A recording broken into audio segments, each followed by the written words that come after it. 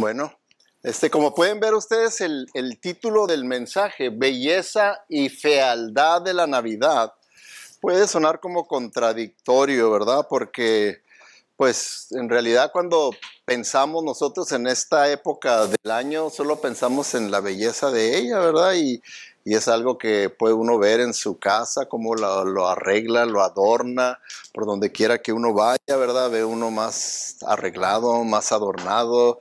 El otro día llevamos a nuestra nieta a una comunidad en Catedral. Yo sé que ustedes tal vez han ido, ¿verdad? Donde tienen todas las casas súper arreglado, ¿verdad? Con luces. Parece que es una competencia que tienen a ver quién lo arregla mejor. Y parece uno que, no, digo, ¿para qué vamos a Disneylandia? Aquí es gratis, ¿verdad? Podemos ver todo esto. Y pues vemos, ¿verdad? Que estamos rodeados de belleza, hermosos árboles con luces brillantes. Miren nomás qué arbolito tenemos, ¿no está hermoso?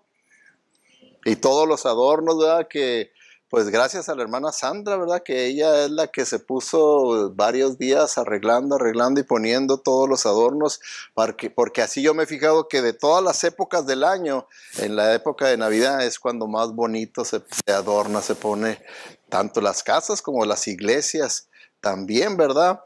Vemos, ¿verdad? Todas las escenas de nieve, familias alrededor de la chimenea, regalos brillantemente envueltos y bueno, todas las escenas son bonitas, ¿verdad? Pero en realidad también existe el otro lado, hay un lado muy feo de la Navidad, hay un lado feo de la Navidad y con este mensaje no tengo la intención de echarle a perder su alegría de la Navidad, el gozo de la Navidad, sino lo que quiero es más bien mejorar su alegría para crear en usted una verdadera alegría mediante la comprensión de otra de las maravillosas facetas o ángulos del nacimiento del Señor Jesucristo. Porque sí, ¿verdad? Nosotros es lo que entendemos la diferencia en las alegrías, ¿verdad? La alegría que es nada más pasajera del momento, producida por la sociedad, producida por el comercialismo, y la felicidad espiritual verdadera, cuando uno entiende lo que es la verdadera Navidad. Y con este mensaje presento una faceta que no es una contradicción decir que hay una gran belleza en la Navidad, pero también hay una gran fealdad en la Navidad. Y vamos a ir al Señor en oración para entrar a la palabra de Dios. Padre Celestial, estamos agradecidos, Señor, que tú nos hayas traído a este lugar, porque sabemos que es muestra de tu gracia, de tu misericordia. Tú nos has bendecido, nos has cuidado, nos has protegido, Señor. Gracias porque a muchos de nosotros nos has cuidado de no ser infectados, y a los que han sido infectados, gracias, Señor, porque tú los has sacado adelante. Y estamos agradecidos a ti, Padre, porque reconocemos que tú eres bueno con nosotros, y en esta hora nos encomendamos a que tu Santo Espíritu sea el que nos guíe en tu palabra, que nos hable, que nos muestre, que toque, Señor, nuestro corazón, toques nuestra voluntad para que hagamos lo que tú nos indiques, Señor, que tenemos que hacer. Gracias pues, Señor, porque en ti confiamos y a ti nos encomendamos, en el nombre de Cristo Jesús y por sus méritos únicamente. Amén.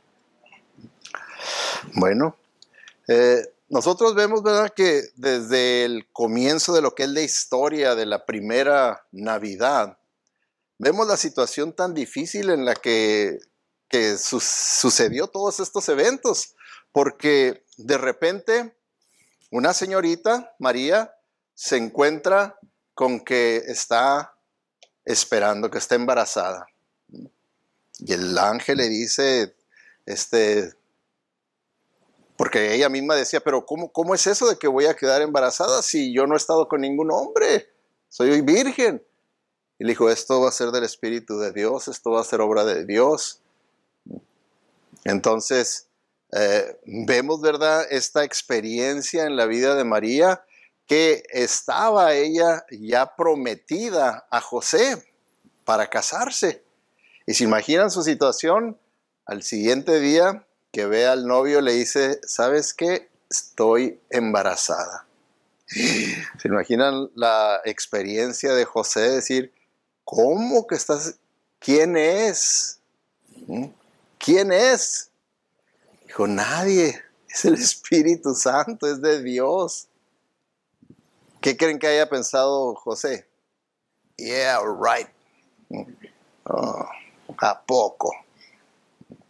¿Por qué? Porque como les platicaba, les enseñaba la semana pasada, que las mismas profecías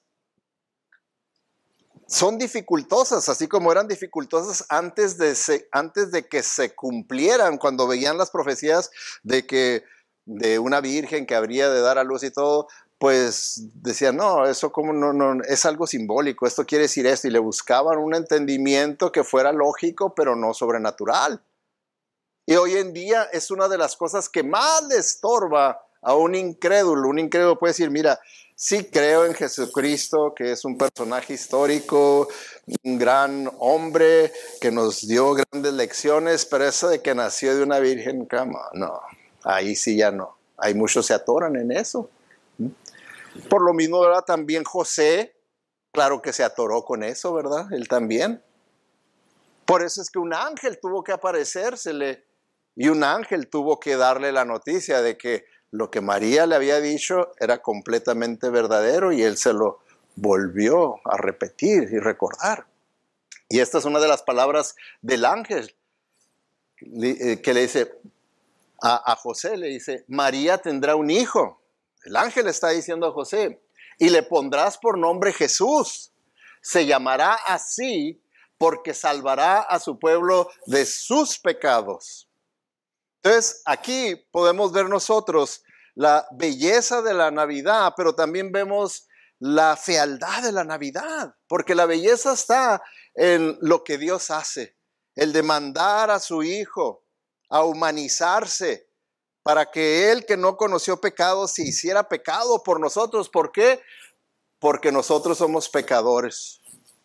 Entonces, tenemos nosotros que tener mucho cuidado en esta época de la Navidad, no perder de vista la realidad del significado de la venida de Jesucristo, de la encarnación de Dios mismo, y no dejarnos llevar por el secularismo, ¿verdad? Que quieren envolvernos en todo, que no me opongo, ¿verdad? A los árboles, a las reuniones, a todo, no me opongo a nada de eso, mientras nuestra prioridad esté clara de poder saber qué es el verdadero significado de la Navidad, podérselo enseñar a nuestros hijos, lo que es el verdadero significado de la verdad, y que ellos puedan entender lo que es verdad bíblica, histórico, y lo que es nada más tradiciones que se han hecho, ¿verdad? Para divertirse uno, que pueda estar todo eso bien claro.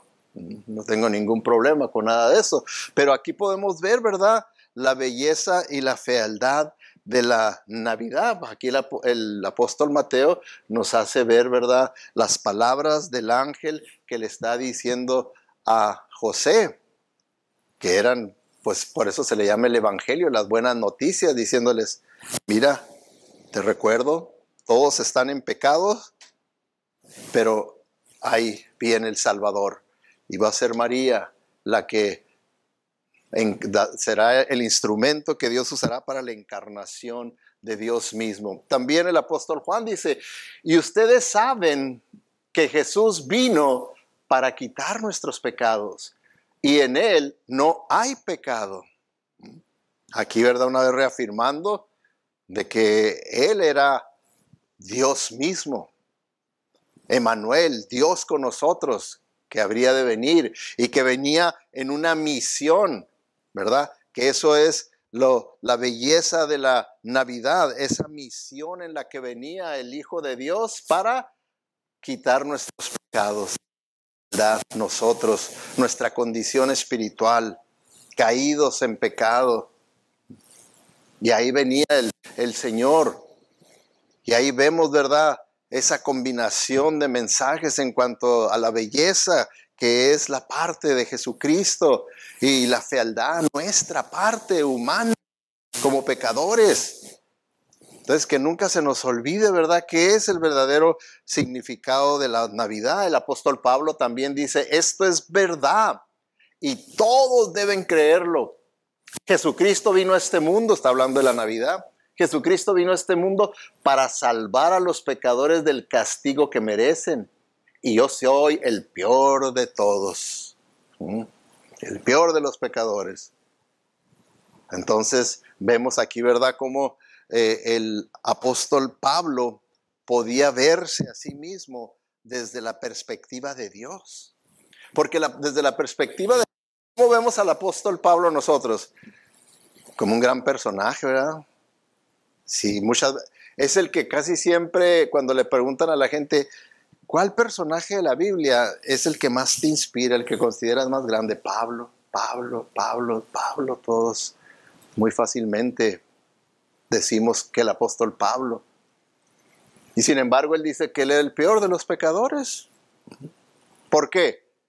Porque andaba de borracho y de mujeriego y por eso dice que era el peor de los pecadores. No, no, no.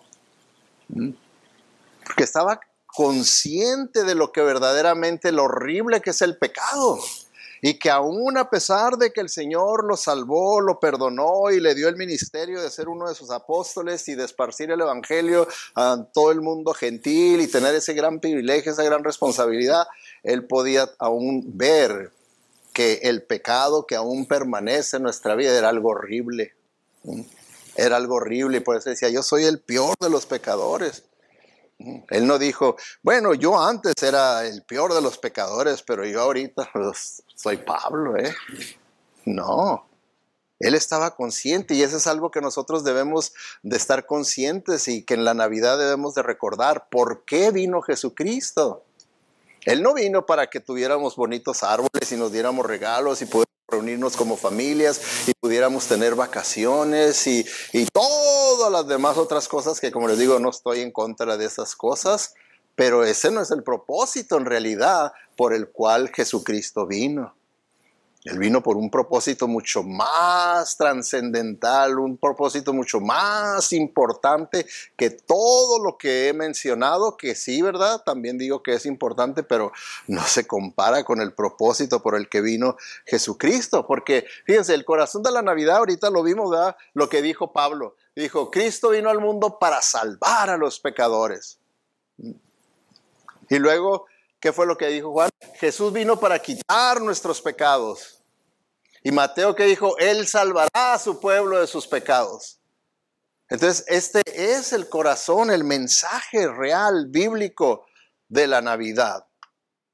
No es Santo Claus, ni Rudolf, ni todos los demás otros personajes que se le agregan a la Navidad.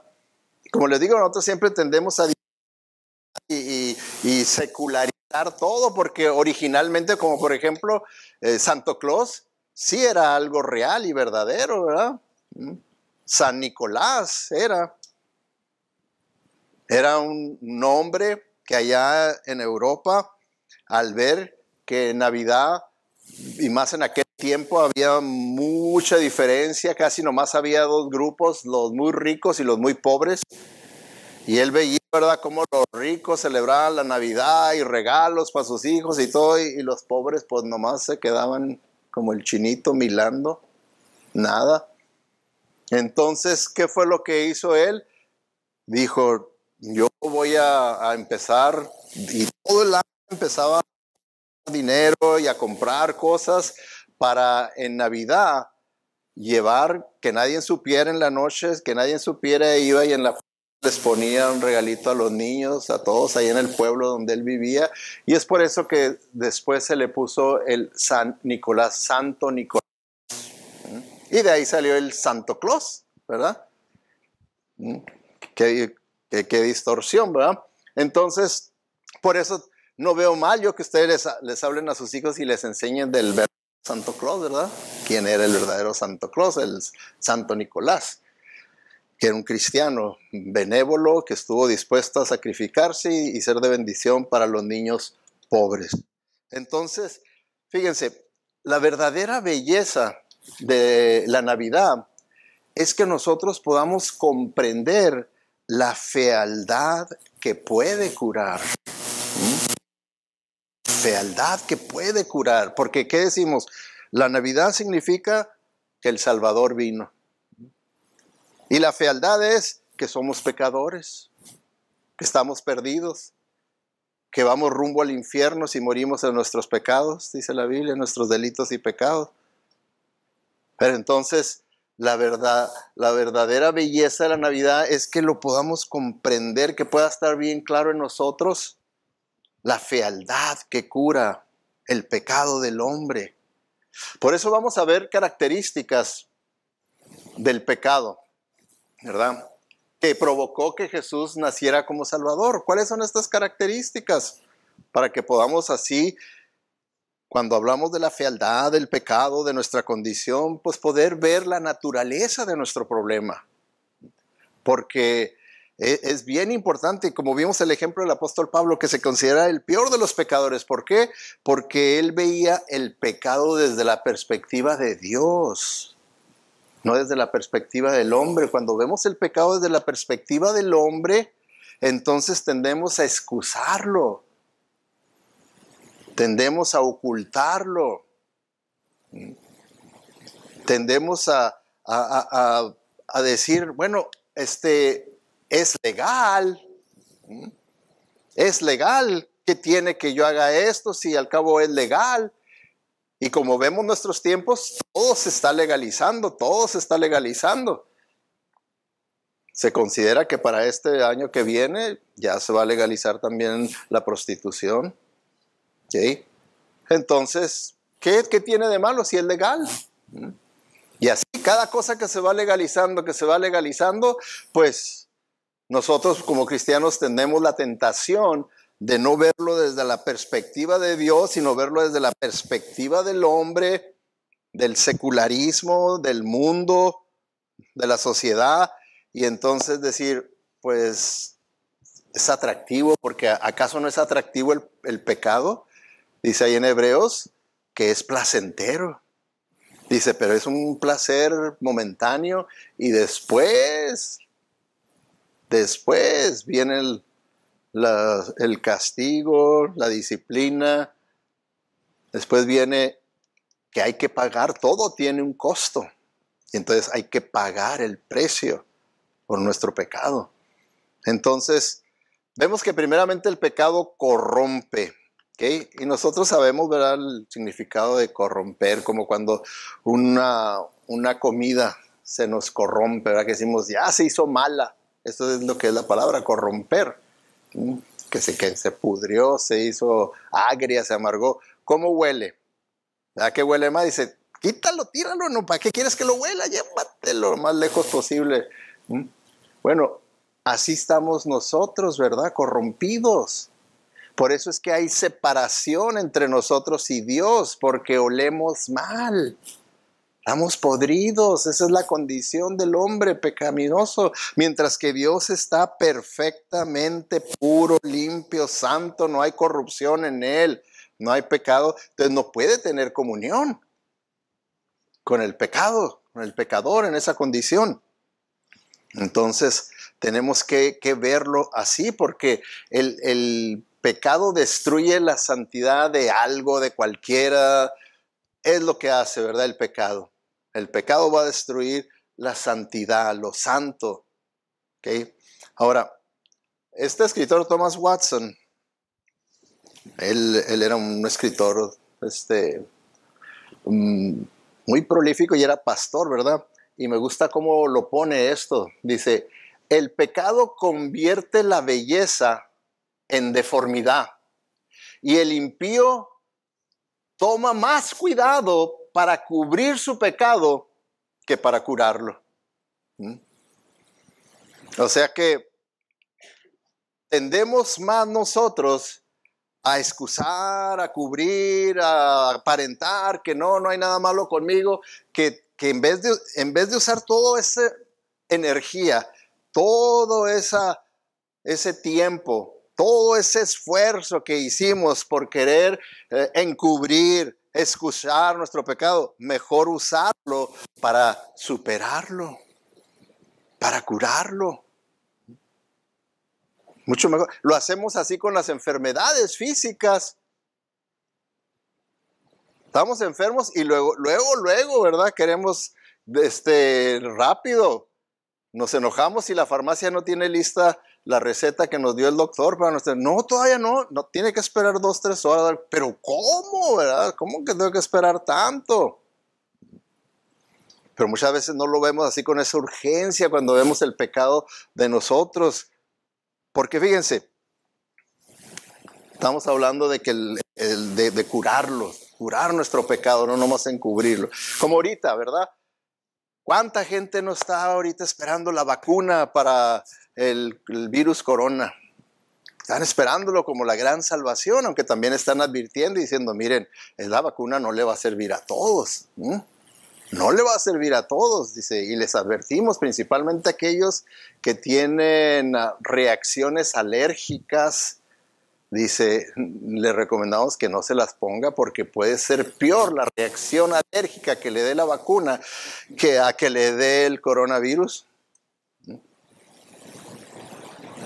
Se están advirtiendo, ¿verdad? Por ejemplo, una persona puede tener reacciones alérgicas a los cacahuates, puede tener reacciones alérgicas a la penicilina, reacciones alérgicas a piquetes de abejas. Usted sabrá si tiene alguna reacción alérgica a algún medicamento. Dice, si tiene alguna reacción alérgica, dice así fuerte, no le recomendamos. Entonces, pues no es 100% efectiva para el 100% de todas las personas. Ahora, tenemos que ver esto bíblicamente, que nosotros tenemos una enfermedad y hay un virus mucho peor que el corona, que es el pecado. Ahora, el virus corona, ¿qué porcentaje de posibilidades hay de que usted lo sobreviva si le da? 99.9% de las personas no mueren. Ahora, con el virus del pecado, ¿cuántos mueren? 100%, dice la Biblia, por cuanto todos pecaron, están separados de la presencia salvadora de Dios. Entonces el pecado, ese sí, 100%, no hay quien puede escaparse de ese virus mortal. Y sin embargo, la vacuna, que es Jesucristo, tiene el 100% de efectividad para cualquiera que se lo ponga. ¿Se fijan? Y sin embargo, ¿qué es ahorita principalmente la esperanza y la atracción principal de las personas? La vacuna más que el verdadero significado de la Navidad. De Cristo, que vino a salvar a los pecadores. Porque hermanos, todo lo que nosotros aborrecemos, todo lo que a nosotros no nos gusta, todo lo que nos molesta, todo eso, si nosotros seguimos el rastro de todo eso, vamos a encontrar que proviene del pecado. Proviene del pecado. Por eso es que la Biblia nos enseña que nosotros debemos aprender, porque necesitamos aprender cómo aborrecer el pecado. Aborrecer el pecado, porque Dios lo aborrece. ¿Verdad que Dios nunca lo va a excusar? Nunca lo va a pasar por alto ni nada, no. Dios aborrece el pecado. Y fíjense lo que estuvo dispuesto por lo horrible que era el pecado, dar lo mejor de él, su único hijo, que nunca conoció pecado, que se hiciera el pecado por nosotros. ¿Imaginan ustedes qué tan horrible es el pecado ante los ojos de Dios? Entonces,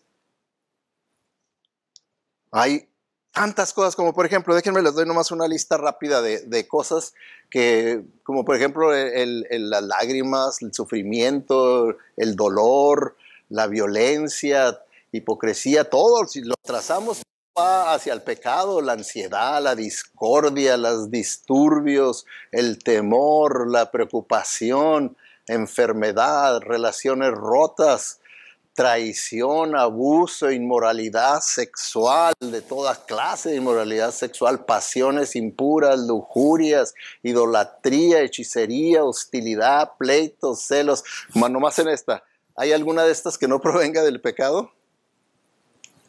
Aún hay más. Arrebatos de ira, ambición, egoísmo, rebelión, divisiones, envidias, borracheras, fiestas desenfrenadas, orgías, muerte, hambre, sismos, tornados, etcétera. Pude haber seguido poniendo más de la lista. Y todo eso, ¿nos gusta? Nada de esto nos gusta. Y todo lo podemos trazar al pecado. Por eso es que debemos de aborrecer el pecado. Debemos de aborrecer el pecado.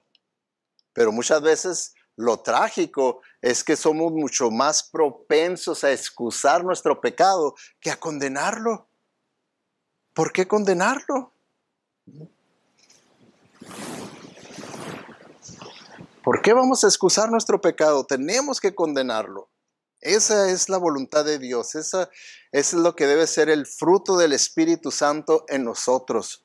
Condenar nuestro pecado, ver nuestro pecado como algo horrible.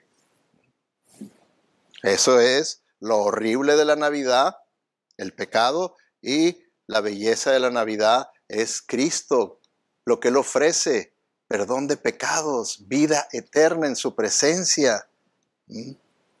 Porque, fíjense hermanos, dice la Biblia en 1 Juan 3:4, de hecho dice, el pecado es el rompimiento de la ley de Dios.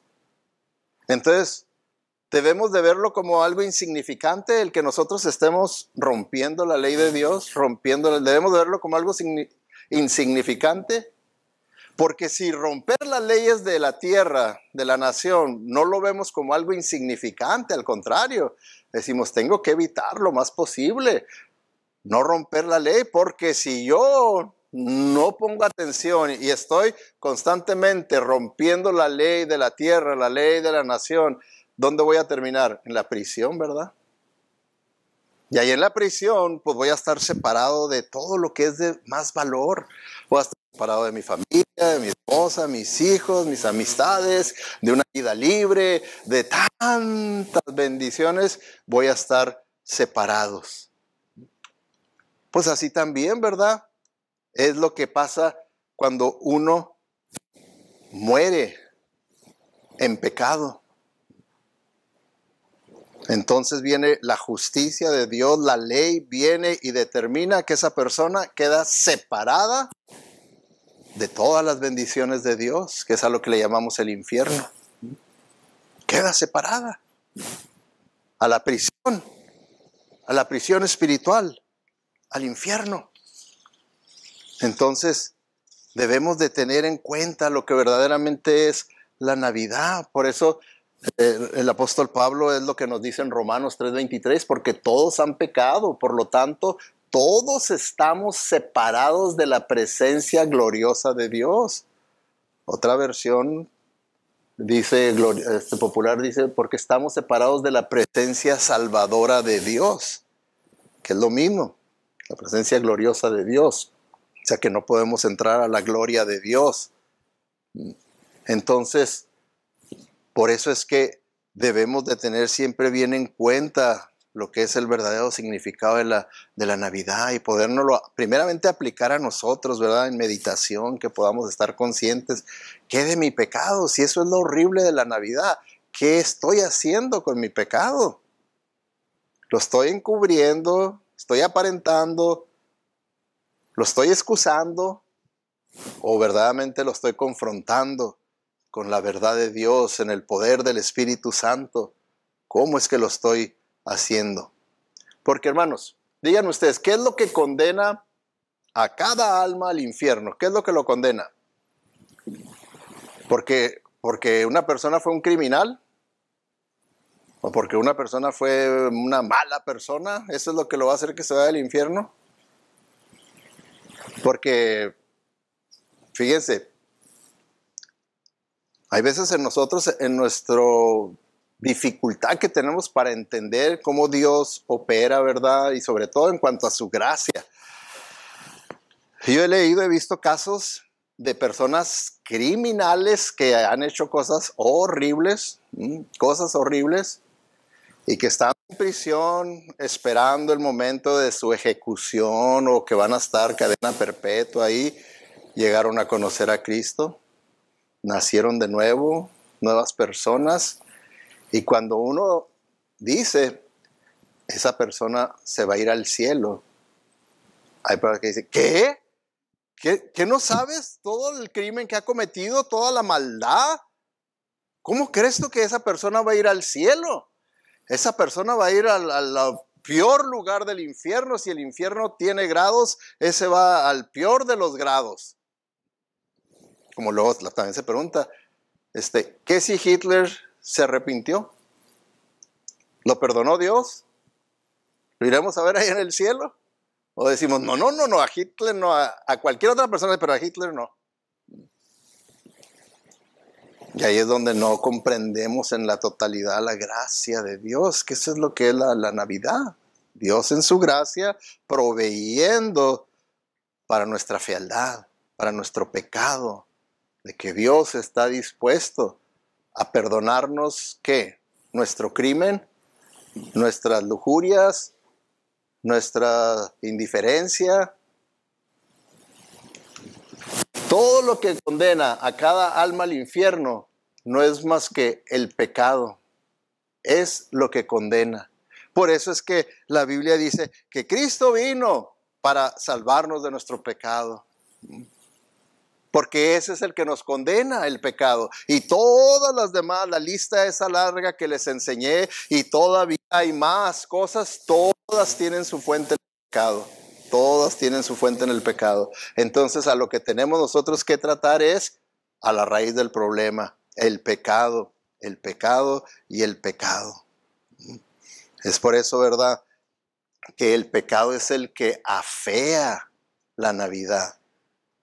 Y lo que hermosea la Navidad es la gracia de Dios, la intervención de Dios a favor nuestros al mandar a su Hijo Jesucristo. ¿Okay? Por eso también vemos, ¿verdad?, en el Antiguo Testamento cómo los profetas siempre confrontaban al pueblo en el pecado de ellos, ¿verdad?, en su corrupción que había de ellos de la verdad de Dios. Y vemos aquí cómo les advierte Ezequiel, les dice, allí se acordarán de su conducta y de todas sus acciones con las que se contaminaron y sentirán asco de sí mismos por todas las maldades que cometieron. Les está advirtiendo que cuando venga el juicio de Dios, entonces es cuando van a ser sacudidos y se van a dar cuenta, van a reconocer que muchas veces es lo que pasa, hasta que se nos viene la noche encima, reaccionamos y vemos lo horrible de nuestro pecado.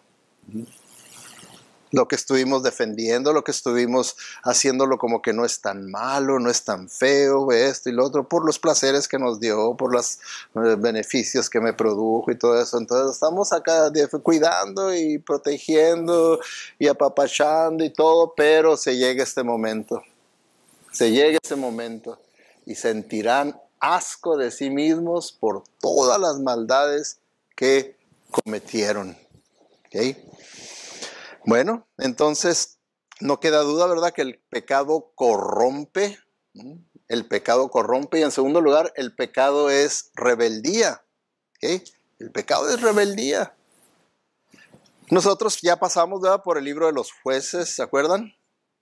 Y vimos, ¿verdad?, que en realidad ese periodo de los jueces era un periodo de rebeldía. Esa era la característica del pueblo, puesto que el último capítulo, el último versículo, hace un resumen de lo que fue esa época. Y dice, en aquella época aún no había rey en Israel y cada cual hacía lo que le daba la gana, lo que quería.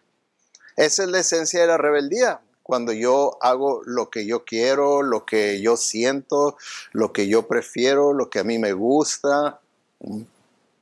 Esa es la esencia de la rebeldía, porque no estoy tomando en cuenta la voluntad de Dios, qué es lo que le agrada a Dios, qué es lo que le desagrada a Dios. No. Nomás, ¿qué es lo que me agrada a mí? ¿Qué es lo que yo prefiero? ¿Qué es lo que me va a traer a mí un placer? ¿Qué es lo que a mí me conviene? Entonces, Es ahí, ¿verdad?, donde vemos que hay rebeldía en nuestro corazón.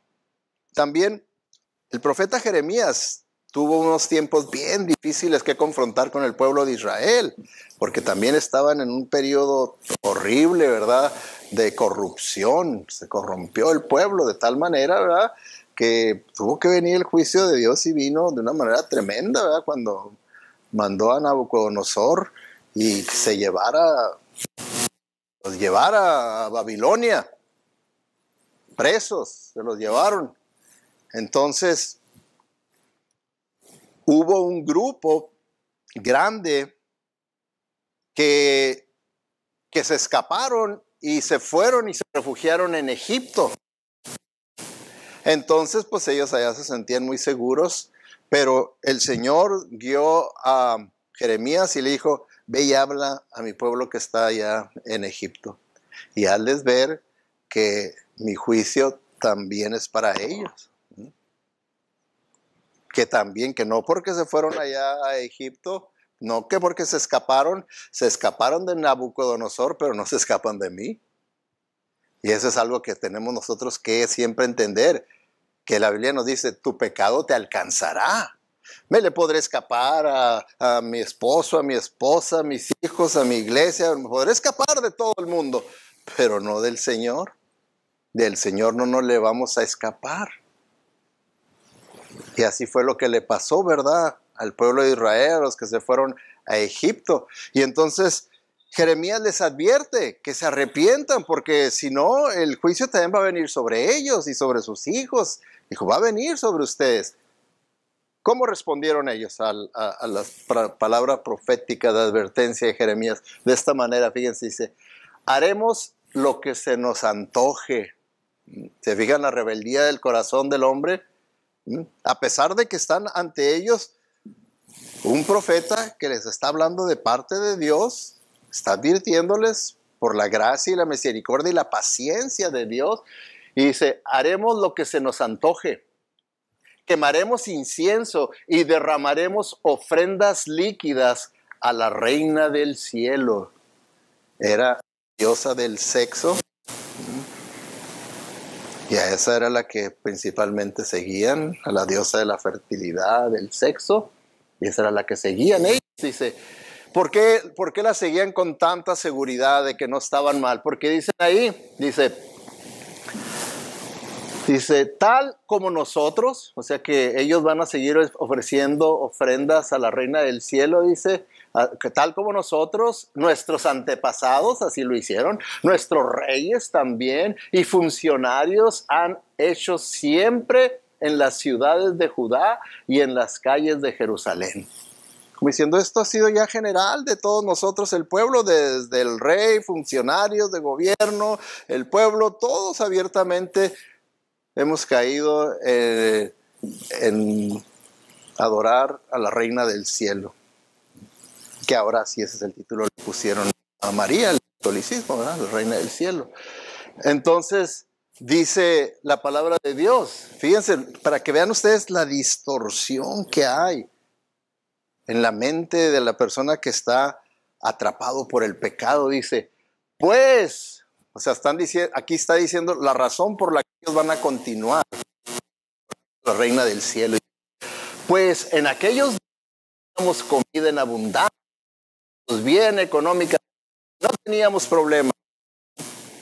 Le atribuían a los buenos días a la reina del cielo, en vez de entender que Dios había sido paciente y que a pesar de que ellos estaban corrompiéndose en la idolatría, Dios seguía bendiciéndolos. Dios seguía bendiciéndolos, pero que la paciencia de Dios tiene un límite y que iba a llegar su juicio si no se arrepentían. Y no se arrepintieron y vino juicio sobre Israel. Y es algo que nosotros tenemos que entender, que el pecado es rebelde y que Dios va a traer juicio contra la rebeldía, contra el pecado. Él va a traer juicio. Entonces, no importa qué homenaje le hagamos a Jesucristo en la Navidad, tenemos que ver el elemento del pecado que todavía está operando aquí en el mundo, que puede operar en nosotros, así como en los tiempos de Jesucristo cuando Él vino. El pecado se burló de Él, ¿verdad que se burlaban de Él? Como si no fuera Él, Dios mismo. El pecado lo golpeó en el rostro, vemos cómo los soldados lo golpeaban. El pecado escupió su rostro, lo escupían. El pecado le hundió la corona de espinas en su cabeza. El pecado perforó clavos en sus manos. El pecado le clavó una lanza en su costado. Y todo eso lo podemos trazar, todas esas acciones, al pecado del hombre, a nuestro pecado. Entonces, ¿cómo debemos de considerar el pecado? ¿Como algo tolerable o como algo que no debemos de tolerar porque es algo horrible? Y recordar que mejor prefiero la hermosura de Cristo, porque Él vino para salvarme de mis pecados, y rechazar la fealdad de mi pecado, de mi condición espiritual, porque el pecado habla. El pecado habla. En realidad, el pecado dice: voy a hacer lo que yo quiero hacer, y punto.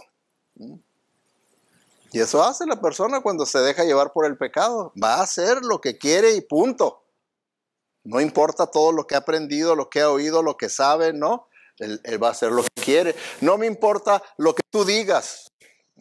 Yo sé lo que Dios dice, pero no me importa lo que tú digas. Yo voy a hacer lo que yo quiera. No me importa quién eres. Yo sé que eres Señor de señores, y yo sé que tú eres el Dios soberano, y yo sé que todo esto, pero ahorita yo lo único que quiero es mi satisfacción, porque el pecado tiene sus satisfacciones y no me importa.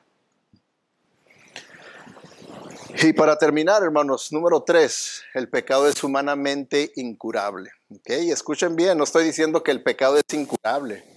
Estoy diciendo que humanamente es incurable. Humanamente es incurable. Y aquí, ¿verdad? El profeta Jeremías pone un ejemplo de esto, ¿verdad? De que es incurable, que nosotros por nosotros mismos no podemos vencer al pecado. Dice: ¿puede el etíope cambiar de piel? ¿Puede el etíope? ¿Sí sabían de qué color era el etíope? Porque eran del África. ¿Qué color eran? Negritos, ¿verdad? O sea, dice como diciendo: ¿puede un negrito hacerse blanco? Yo sé a quién se les vino a la mente, ¿verdad? Yo sé en quién están pensando. Decir: Michael Jackson, ¿verdad? Pero todo eso era falso, ¿verdad? Pero no puede, ¿verdad? Así ya es. Por eso pone el siguiente ejemplo. O el leopardo quitarse sus manchas. ¿Se las podrá quitar el leopardo sus manchas? Decir: no me gustan estas manchas, yo quiero verme como un león, me las voy a quitar. No puede, ¿verdad? Dice: pues tampoco ustedes, dice, pueden hacer el bien, acostumbrados como estar a hacer el mal. Entonces, no hay nada humanamente que pueda cambiar esto. Ni toda la resolución del mundo que nosotros podamos hacer, porque ahí viene un año nuevo y el año de resoluciones, y en este nuevo año voy a hacer esto, voy a hacer lo otro, y voy a hacer aquello, y voy a hacer lo otro. Y no estoy diciendo que las resoluciones sean malas, pero lo que estoy diciendo es que humanamente va a ser imposible que usted pueda llevar a cabo esas resoluciones, porque cree que muchas de las veces, si mucho, le duran un mes, porque fue un esfuerzo humano únicamente, no fue verdaderamente Dios obrando a través de su Santo Espíritu, dándole a usted el poder, la sabiduría, el entendimiento para tratar con ese pecado, con aquella cosa que usted ha estado fallándole a Dios, ¿verdad? Hay personas, estaba leyendo yo ahorita, estaba yo buscando otros ejemplos de cómo leer la Biblia en el próximo año, y ahí en ese artículo decía que en una encuesta que se hizo, la gran mayoría de los cristianos evangélicos ponen como como deseo para el próximo año que van a leer toda la Biblia. ¿Y saben qué porcentaje termina leyendo toda la Biblia? Dice, menos del 1%. Menos del 1% terminan verdad. Por eso dice ahí que hay infinidad de cristianos que tienen muchos años en el Evangelio y nunca han leído toda la Biblia. ¿Por qué creen que los he estado animando? Les digo, hermanos, vamos a ir despacio a través de toda la Biblia. Aprovechen. Porque si no he ido a hacerlo en todo, leer la Biblia todo un año, porque son muchos capítulos y no ha podido. Bueno, es más realista entonces para usted, como lo estamos haciendo, de que se está tomando hasta 3 semanas para ver un libro de la Biblia. En 3 semanas fácil se lee un libro de la Biblia, en 3 semanas. Porque cuando se hace el deseo de leer toda la Biblia en un año, a veces tiene que leer 5 o 6 capítulos al día. Al día. Entonces, mucha gente no termina no pudiendo hacerlo, ¿verdad? ¿Sí? Entonces, el pecado es humanamente incurable. Todo lo que querramos nosotros superar con nuestras propias fuerzas, nuestro propio entendimiento, con nuestro propio poder, va a terminar en nada, en fracaso. Por eso es que tuvo que venir Jesucristo para salvarnos de nuestros pecados. Esa es la hermosura de la Navidad, teniendo que curar y enfrentar la fealdad de nuestra condición espiritual. Como les digo, todas las resoluciones que nosotros hagamos, ¿okay? Todo el esfuerzo propio que nosotros pongamos, toda la religiosidad que nosotros pongamos va a ser inútil. Porque muchas veces la persona tiende a tener mentalidad, los vecinos, los católicos, ¿verdad? Que es usar la báscula y decir, bueno, pues estoy pecando de esta manera, pero entonces ahora voy a hacer más cosas en la iglesia, me voy a envolver en más cosas para poder ahí en la báscula divina, poder entonces superar mi pecado, ¿verdad? Porque mi pecado estaba bien pesado, pero ahora le estoy poniendo religiosidad, haciendo obras y ya estoy ya más, ahí la llevo. Ese no es el sistema de Dios, esos son los sistemas de nosotros, engañosos, humanos. Y así no es. Por eso me gusta lo que dice Charles Spurgeon, un pastor bautista de mis tiempos. Bueno, no sé. Dice, el hombre cuelga sobre la boca del infierno por un tablón solitario y el tablón está podrido. O sea que todos estamos así, ¿verdad? Sin Cristo. ¿Cree usted que ese se puede salvar por sí solo? Está por caerse al infierno. Ese necesita un Salvador. Necesita el Salvador. Así también nosotros, hermanos. Por eso, una vez más, les recuerdo lo que di, las palabras poderosas del apóstol Pablo. Dice, esto es verdad y todos deben creerlo. Jesucristo vino a este mundo para salvar a los pecadores del castigo que merecen. Y yo soy el peor pecador de todos.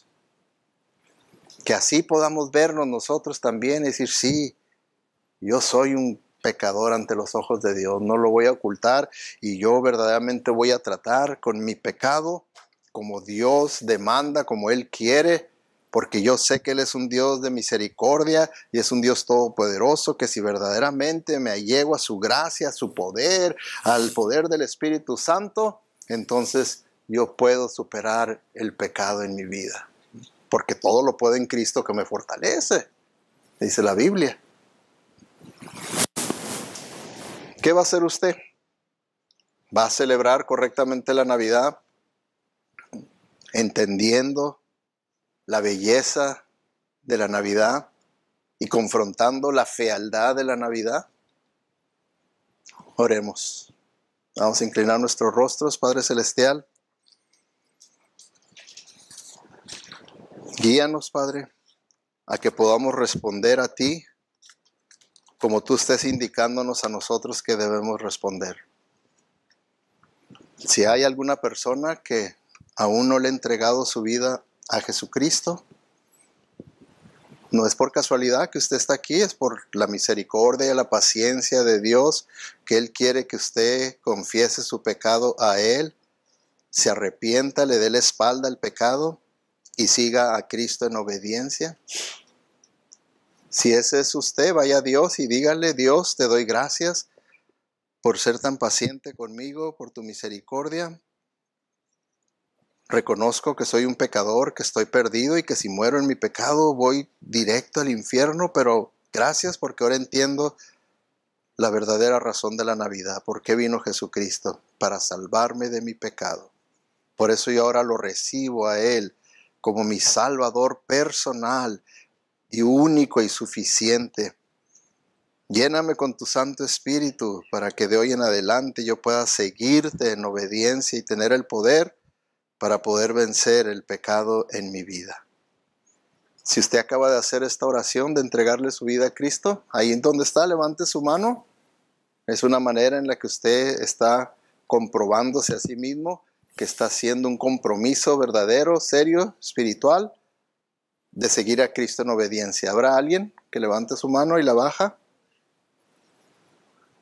¿Habrá alguien?